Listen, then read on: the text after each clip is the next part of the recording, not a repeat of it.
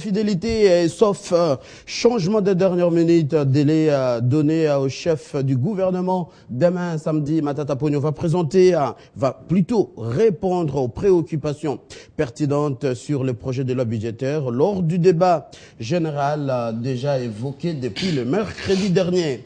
Ici à Kinshasa, budget 2013, un budget antisocial, ça fait débat en RDC. Alors, on va parler de ces sujets et tant d'autres sujets. Un autre sujet d'ailleurs intéressant, c'est celui de l'élection du gouverneur de la province orientale et d'un autre dans le Bas-Congo. Échec de la majorité sur ce plateau. Nous avons les invités de la majorité. Papi Tamba, vous êtes de la majorité. Bienvenue. Merci d'avoir répondu à notre invitation. Merci. Crispin Ngoï, député national, vous êtes de la majorité. Bienvenue. Merci. Monsieur Yamba Yamba, vous êtes de la société civile, force neutre. Bienvenue. Merci. Et Maître Zachary Kenda, vous êtes de l'opposition, cadre de l'UDPS Tshisekedi. Merci d'avoir répondu à notre invitation. Alors, la toute première question, c'est cette spéculation. Le budget 2013 serait-il antisocial pour vous, l'UDPS? Pas seulement antisocial, merci d'abord pour la question et merci surtout pour votre invitation. Pas seulement antisocial, mais c'est en contradiction même avec le mot d'ordre, avec la campagne que M. Kabila a menée dans ces pays. Vous vous rappellerez qu'il a décidé de porter la RDC vers un pays émergent. Et ils ont parlé de la révolution de la modernité. Et avoir ne fût que ces deux aspects, vous savez que ça vous demande des fonds énormes, énormes. C'est-à-dire que le pays sera doté d'un budget terrible, conséquemment porté à cette hauteur. Mais dommage que il y a une année, M. Mouzito a amené un budget de 8 milliards et qui n'était même pas surdoué. Et une année après, on surgit par un surdoué avec 7 milliards. Je ne sais pas, qui dit vrai? Est-ce que nous allons atteindre, il y a vraiment révolution de la modernité? Est-ce que réellement nous allons être émergents d'ici là? Ou c'est le gouvernement qui fait le contrepas, qui vient tromper et qui vient couper les ambitions du président Kabila? Donc vous voyez que c'est un budget de misère tout simplement. C'est un budget qui va jeter encore une fois de plus des enseignants dans la rue. Nos enseignants sont encore dans la rue. Bientôt ils vont encore marcher. C'est un budget qui amène encore les médecins à vivre avec des ristournes.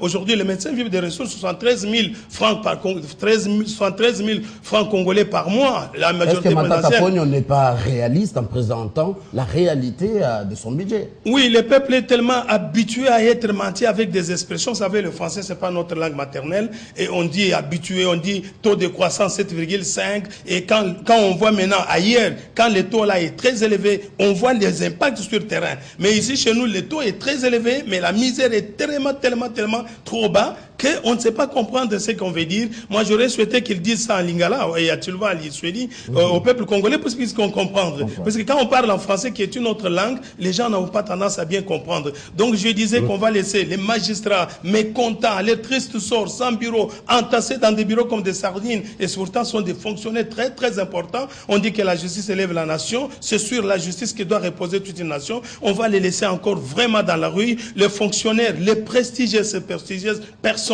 on va leur donner encore, cette fois-ci, un poulet pour 6 fonctionnaires. Donc, vous voyez que c'est un budget véritablement de misère et que je demanderai à l'Assemblée, c'est peut-être la fin de la fin, qu'on puisse rejeter tout simplement cela. Mais dommage que les institutions sont dirigées par des... Juste à vos côtés, un député national, il est de la majorité, Crispin Ngoï.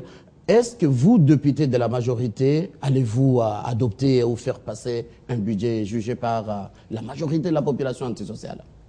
Écoutez, je crois que maintenant la République démocratique du Congo est en train d'évoluer. Vous avez suivi à l'Assemblée nationale comment les débats étaient houleux. Les débats étaient houleux, pourquoi? Puisqu'on veut remettre à notre population quelque chose de très bon. L'Assemblée nationale a constaté d'emblée que le président de la République, qui avait décrété que ce mandat, le quinquennat, devrait être un quinquennat du social. Donc tout le monde avait les idées orientées vers le social. Effectivement, lorsqu'on a fait le gros document du budget, on n'a pas vu le social là-dessus. Qu'est-ce qu'on appelle social? Ça veut dire que le peuple devrait changer de mode de vie. On devrait changer la manière de manger, même si ce n'est pas à l'extrême, mais une certaine amélioration. On devrait changer la manière d'éduquer nos enfants. Les enfants devraient aller à l'école, une bonne manière. Et on devrait changer l'accès à l'eau potable, l'accès à l'électricité, l'accès aux soins de santé. C'est dans ce sens qu'on attendait. Mais le Premier ministre, quand il est venu, apparemment, il n'a pas vu les choses sous cet angle-là. C'est ainsi que l'Assemblée nationale, vous avez vu comment les débats étaient houleux, a tendance à le remettre sur le chemin. Pourquoi? Puisque qu'est-ce que nous nous attendions? Vous savez que bien que nous sommes dans un pays qui a beaucoup de problèmes, ce n'est pas par bâton magique ou en un jour que nous allons améliorer toutes les situations. Ça ne sera pas ça, ça serait de l'utopie. Ce qui est réel, quoi? Il fallait que le Premier ministre puisse, touchant tous les paramètres, le pays a beaucoup de paramètres, touchant tous les paramètres, il devrait nous indiquer un seul paramètre sur lequel il devrait s'appliquer. Dès que ces paramètres déclenchés, automatiquement, il y aurait les effets d'entraînement sur l'étendue de la République qui pouvaient facilement déclencher le bien-être. Parmi ces paramètres, moi, je peux proposer, je me disais... Rapidement, vous avez encore 30 secondes. Voilà, vous savez que ici, dans notre pays, premièrement, il faut que les gens mangent. Les gens doivent manger comment? Ce n'est pas le manger qui manque. C'est-à-dire que le manger s'est éparpillé dans les différents coins de la République, mais les centres de consommation posent problème d'accès. Et ce n'est pas l'effort avec la réhabilitation des routes? Oui, mais la réhabilitation des routes, c'est là que je voulais citer, qu'il a encore fait une gaffe, puisque dans le budget, il a prévu la réalisation de 815 km. Mais 815 km sur le nombre de kilomètres que nous avons sur la République, je vous informe que rien que pour relier la province de Kassai oriental à la province de Maniema, vous avez déjà 450 km. Or, cette route n'existe pas, la nationale numéro 2 n'existe pas. Si on raflait déjà les 450 km pour relier Mbujimaï à Maniema en passant par Kabinda, il va rester moins de 400 km. Où est-ce qu'il va foutre ces 400 km? Nous, on pensait qu'il devrait concentrer l'effort de son budget sur la réhabilitation des infrastructures de transport qui devrait déclencher automatiquement. Nous allons revenir à vous tout à l'heure. Papi Tamba, également, vous êtes de la majorité. Oui, mais je n'ai pas répondu à la question. Ah, exact. Vous avez déjà dépassé le temps. La parole, on doit l'équilibrer à l'opposition. Ok, je répondrai si vous me remettez. Et à la société civile. Papi Tamba, vous êtes de la majorité. Budget antisocial? Non, écoutez, je pense avoir une lecture assez différente. Moi, il y a des choses que j'aimerais bien voir dans ces budgets. Sauf que je suis congolais et je vis en République démocratique du Congo qui a ses les mêmes problèmes que d'autres citoyens.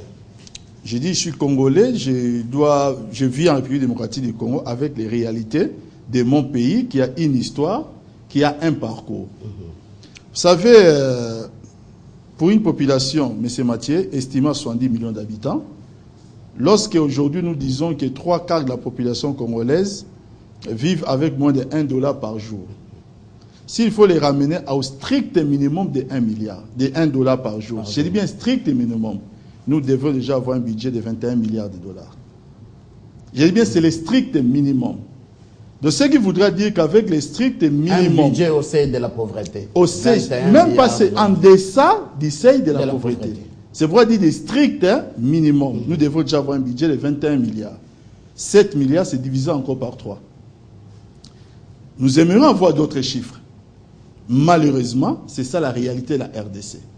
Ce n'est pas de venir présenter des chiffres qu'on n'atteint pas, mais il faut en présentant les chiffres mettre en place toute une politique, que ce soit fiscale et toutes les autres politiques conjuguées, pour mobiliser les recettes nécessaires. Et je pense que c'est ce qui est important pour notre pays. Or, il s'avère que notre pays, depuis un certain temps, a fait le choix de la réalité. Nous sommes en train de reconstruire notre pays sur base de la réalité, de ce que nous disposons et de ce que nous avons. Maintenant, ce budget-là, par rapport à certaines faiblesses qu'on peut déceler, peut essayer de recourir à certains paramètres qui sont aussi reconnus aujourd'hui, de ce qu'on appelle les investissements directs étrangers qui peuvent permettre maintenant un système de cadrage macroéconomique pour encore aller vers la stabilisation. Et ce n'est pas un danger, nous avons connu des anciens budgets qui reposaient sur l'aide extérieure à 50%. Je n'ai pas dit que les budgets reposent sur l'aide extérieure. Quand je parle des investissements directs étrangers, je suis en marge du budget. Exact. Je suis en marge du budget, c'est pour maintenant essayer de les renforcer. Donc malheureusement, comme je suis en train de vous dire que ça c'est la réalité de mon pays. Et par rapport à cette réalité de mon pays, on ne peut faire que la politique de nos moyens. Donc moi, je considère que c'est un budget de transition vers les jours meilleurs. il faut savoir d'où nous venons. On vient quand même de quelque part, 350 millions en 2001, 7 milliards en 2011 ou en 2012 plutôt. Toujours insuffisant. Toujours insuffisant. Et je vais vous dire que lorsqu'on atteindra encore 21 milliards, ça sera toujours insuffisant. Je vous l'ai dit. Lorsqu'on atteindra encore 50 milliards, ça sera toujours insuffisant. Ça sera toujours environ $2 par personne. Donc, pour dire quoi? Donc, c'est pour dire que le plus important dans cela, c'est quelle volonté politique que nous devons mettre maintenant, au-delà même des mécanismes budgétaires, qui doivent toucher maintenant le quotidien du peuple congolais. Exactement. Et peut-être c'est ce dont nous pouvons parler tout au cours de l'émission. Alors, la société civile, je vous repose la même question, budget antisocial, mais avec l'introduction de la deuxième question, vraiment, est-ce qu'il y a d'efforts de sortir du trou, même si on a été à 2000, à 300 quelques millions, et aujourd'hui à 7 milliards de dollars. Qu'est-ce qu'il faut faire pour sortir l'élément du trou? Merci pour l'opportunité que vous m'offrez. Merci d'abord pour la pertinence de la question. Il faut dire que le budget de 7 milliards, c'est effectivement la photographie de la situation réelle de notre pays. Et on ne peut faire que la politique de ce moyen. Mais attention, quand on ne sait pas ce qu'on cherche, il y a des risques d'avoir des résultats que l'on ne connaît pas. Et là, on risque d'apprêter des chemins, parce qu'on ne sait pas où l'on va. C'est très important. Chers journalistes, vous savez que le Congo, c'est un grand pays. Très grand pays. 5 fois la France. 12 fois le Japon. J'allais dire 80 fois la Belgique. La Belgique. Plus de 50 fois... 220 fois le royaume de Luxembourg. Et donc, nous sommes une grande nation. Attention. Lorsque je comprends une commune aux États-Unis comme au Goméry, 4 milliards de dollars de fonds mobilisés internes, pas l'argent de la fédération. Lorsque je prends une province comme Fürth en Allemagne, 9 milliards, mobilisation, moyens internes, etc. Écoutez, lorsqu'on est en situation d'un pays en situation de crise, il faut des leaders. Et lorsqu'on est leader, c'est-à-dire qu'on est capable de déplacer les montagnes. Là où les gens trouvent que c'est difficile, vous êtes capable d'avoir des imaginations qui vous permettent de pouvoir trouver des solutions correspondantes. Mais il y a un gouvernement des technocrates. Bien entendu. Et c'est là justement qu'il faut apprécier la performance du gouvernement des technocrates. Aujourd'hui, il faut comprendre le gouvernement.